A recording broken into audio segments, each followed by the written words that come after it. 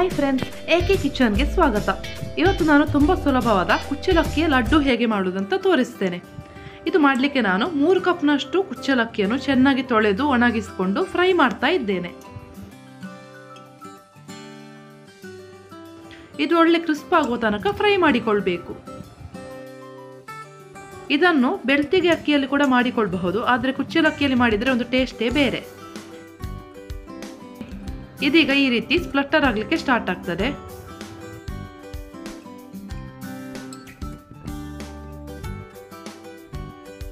ಅಕ್ಕಿ ಚೆನ್ನಾಗಿ ಫ್ರೈ ಆಗಿದೆ. ಈಗ ಇದನ್ನು ಒಂದು ಪಾತ್ರೆಯಲ್ಲಿ ತೆಗೆದಿಟ್ಟುಕೊಳ್ಳುವ. ಇದು ಸ್ವಲ್ಪ ತಣ್ಣಗಾದ್ಮೇಲೆ ಮಿಕ್ಸಿಯಲ್ಲಿ ಹಾಕಿ ತರಿಯಾಗಿ ಪೌಡರ್ ಮಾಡಿಕೊಳ್ಬೇಕು. ನಿಮಗೆ ಬೇಕಿದ್ರೆ ನೈಸ್ ಆಗಿ ಕೂಡ ಪೌಡರ್ ಮಾಡಿಕೊಳ್ಳಬಹುದು.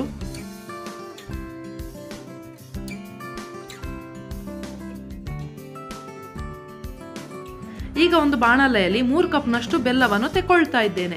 ಇದಕ್ಕೆ ಅರ್ಧ ಕಪ್ನಷ್ಟು ನೀರನ್ನು ಹಾಕಿ ಕರಗಿಸಿಕೊಳ್ಬೇಕು.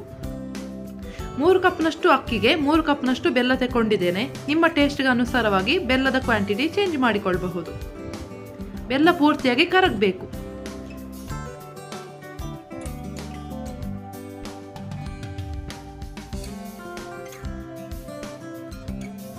ಈ ರೀತಿ ಬೆಲ್ಲ ಕರಗಿ ಒಂದೆಳೆ ಪಾಕ ಬರಬೇಕು.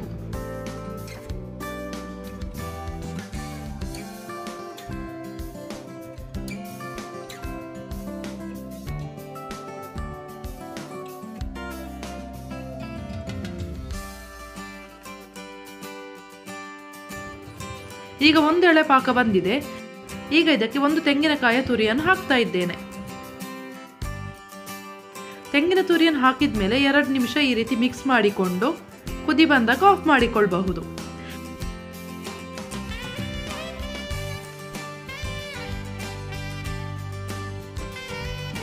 ಬೇಕಿದ್ರೆ ಸ್ವಲ್ಪ ಏಲಕ್ಕಿ ಹುಡಿಯನ್ನು ಕೂಡ ಹಾಕಿಕೊಳ್ಳಬಹುದು.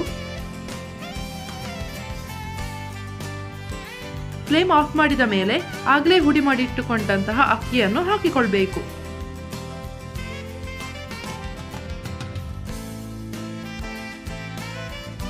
ಚೆನ್ನಾಗಿ ಮಿಕ್ಸ್ ಮಾಡಿದ್ರೆ ಆಯ್ತು.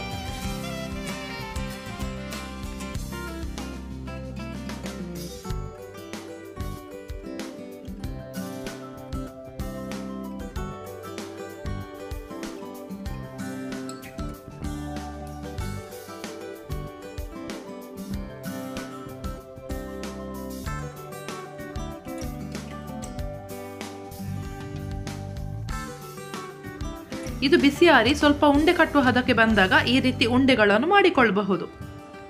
ಅಲ್ಲಿಗೆ ರುಚಿಕರವಾದ ಕುಚ್ಚಲಕ್ಕಿ ಉಂಡೆ ರೆಡಿ ಆಯಿತು.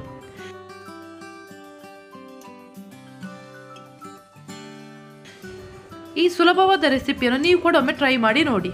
ಈ ವಿಡಿಯೋ ನಿಮಗೆ ಇಷ್ಟ ಆಗಿದ್ದಲ್ಲಿ ಲೈಕ್, ಶೇರ್ ಹಾಗೂ ಸಬ್ಸ್ಕ್ರೈಬ್ ಮಾಡಲು ಮರಿಬೇಡಿ. Thank you.